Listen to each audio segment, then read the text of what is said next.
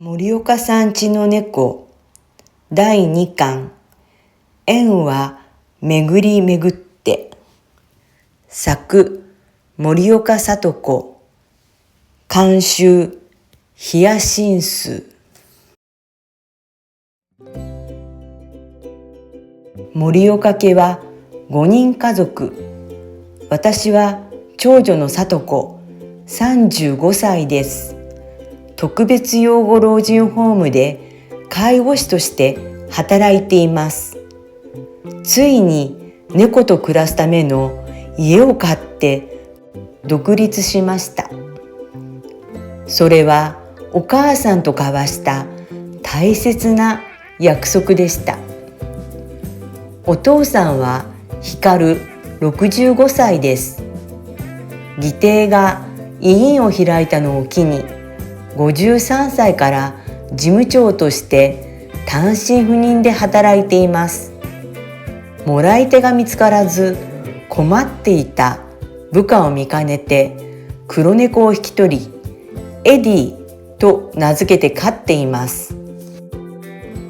お母さんは恵子65歳、脳梗塞と脳出血と両方を経験しましたが書道の先生を続けています。気丈なお母さんを支え続けたのは印刷会社に勤める31歳の長男直樹です。末っ子の慎吾は26歳。お父さんと同じ医院で働いています。34歳で結婚して家庭を持ちました。家の前で保護したマルと動物病院が保護したチョコを迎えて暮らしています。新居生活3日目の朝のことです。早番で仕事に向かう私に毛がベトベトのネズミ色の猫がすり寄ってきました。すぐに捨て猫だと分かりました。何とかしてあげたい。弱っていないか気になりましたが、仕事に行かなければなりません。後ろ髪を引かれる思いで、私はその場を離れ、駅へと向かいました。その日は仕事をしていても、ネズミ色の捨て猫のことばかり考えていました。お年寄りが、今日は元気がないね。と心配してくれるほどに、私は捨て猫の話をしてみました。するとこう言われたのです。それは運命の出会いだよ。森岡さんが飼ってあげなさいよ。迷う私の心が決まりました。ネズミ色の捨て猫は森岡家の家族になりました。毛の色から取った名前はグレイです。毛をきれいにしてもらうために連れて行ったペットショップのトリマーさんが思わぬことを教えてくれました。この猫知ってるわ。ここに通っていたのよ。2年前に飼い主が夜逃げして3匹猫を捨てていったの。そのうち2匹は私が保護して里親を見つけたけれど、この子だけ見つからなかったの。人見知りが激しい猫なのによく捕まえられたわね。もう15歳過ぎのおじいちゃん猫よ。あなたを選んだのね。病院へ連れて行って見てもらった方がいいわよ。トリマーさんはグレーのことをとてもよく知っていました。まさか拾った猫の身元がわかるなんて、奇跡のような巡り合わせに私は驚くと同時に見えない縁のようなものを感じていました。動物病院の院長さんは親切にたくさんのアドバイスをくれました。この猫すでにお年寄りね。思想脳漏だから歯を抜きましょう。血液検査では腎臓も悪いようだから治療が必要ね。家の中だけで大切に飼ってあげて。私はグレートの暮らしを頭の中で計画し始めました。それはとても幸せなことです。そこで院長さんが思わぬことを言いました。刺激がないと猫も認知症になるからもう一匹飼わない？ちょうど私の親戚が子猫の里親を探しているの。生後3ヶ月の男の子でかわいいわよ。院長さんの子猫は人懐っこくて、私が抱くとゴロゴロと喉を鳴らして甘えてきました。珍しいベージュ色の毛の生後3ヶ月の男の子。かわいい。この子も盛岡家の一員決定です。ベル動物病院から名前を取ってベルと名付けました。猫は相性が悪いと喧嘩をして一緒に暮らすのが難しいものです。しかしグレーとベルはすぐに仲良くなりました。一緒に遊び、一緒に眠るのです。グレーはとてもよくベルの面倒を見ます。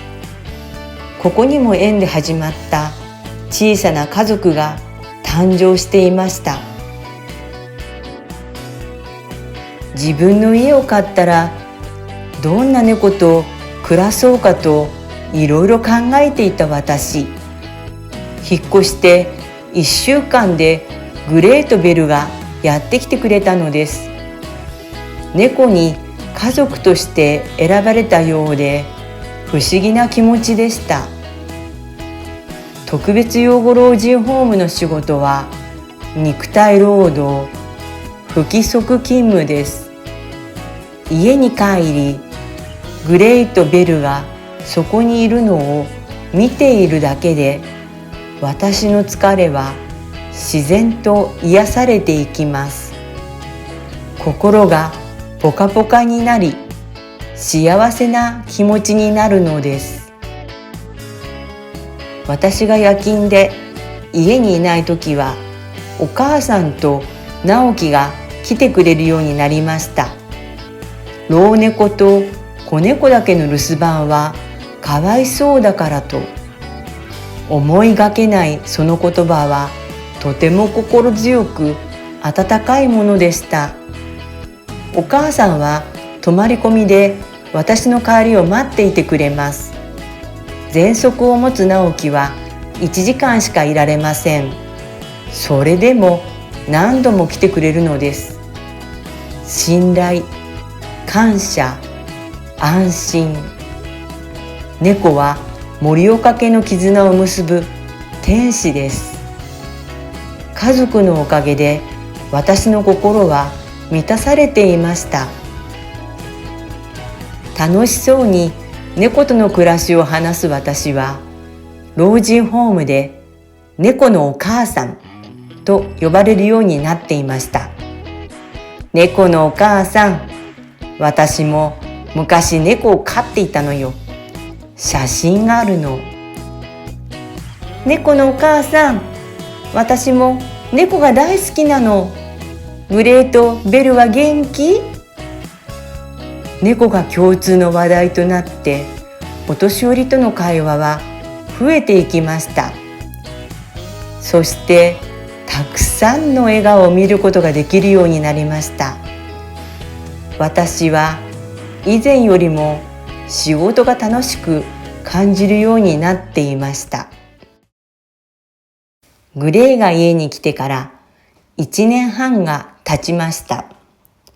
腎臓病と歯肉炎で通院治療を受けていましたが、やがて食べられなくなっていきました。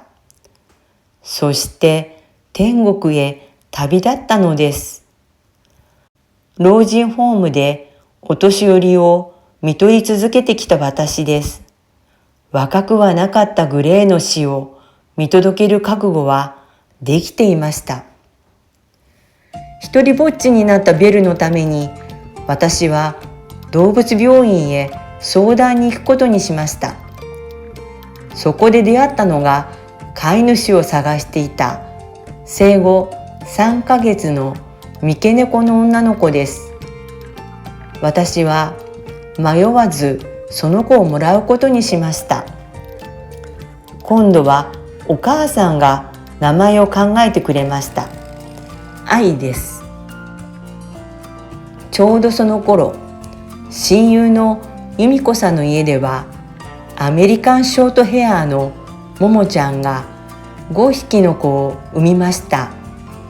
由美子さんはちびちゃん、でかちゃん、美形ちゃん、まるちゃん、ぶぶちゃんと名前をつけて大切にしていました。猫の世話は猫にさせるのが一番いいよ。噛み癖も引っかくのも猫同士がじゃれて加減を覚えていくの。人間が教えるのは大変。多分しつけられないわ。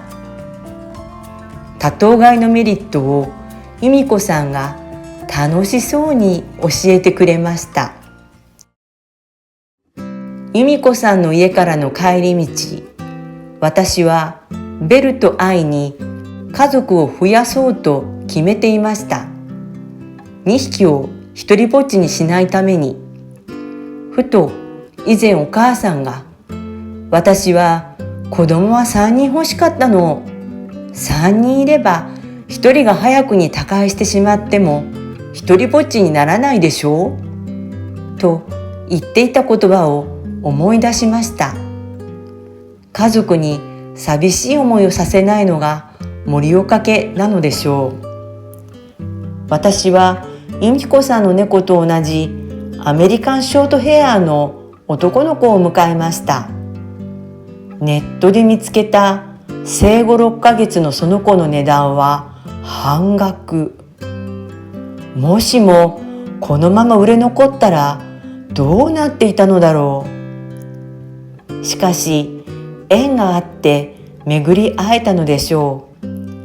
元気に育ってほしいという願いを込めてゲンと名前をつけました。ベルと愛とゲンとの暮らしは5年ほど続きました。そんなある日、直樹から連絡がありました。お母さんが歩けなくなって困っているというのです。脳梗塞の再発が私の頭をよぎりました。お母さんに私の介護が必要になるかもしれない。私は老人ホームで働いてきてよかったと思いました。これまで積み上げてきた知識と技術と経験はこれからの私の力となるでしょう。私はお母さんの介護をするために実家に戻ることを決心しました。人のためにしてきたことは巡り巡って自分に返ってくる。たくさんの人に支えられ、たくさんの人から教えられながら、今日まで生きてこられたのは人の縁と猫の癒しのおかげです。迷いなどありません。私を乗せたトラックは実家へ向かいました。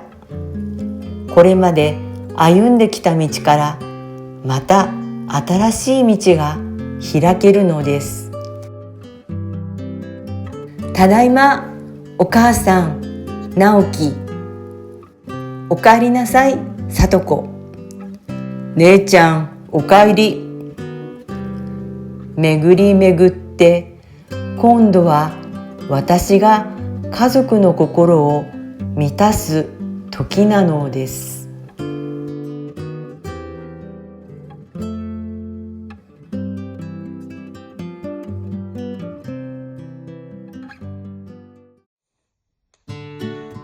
森岡さん家の猫は森岡家の家族と猫との絆を全3巻を通してお楽しみいただけます。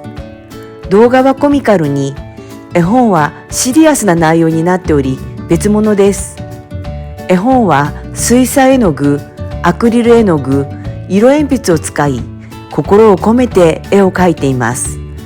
1冊税込み1100円、Amazon でも販売しています。数に限りがございます。ぜひお買い求めください。また、こちらのチャンネル登録もよろしくお願いいたします。最後までご視聴ありがとうございました。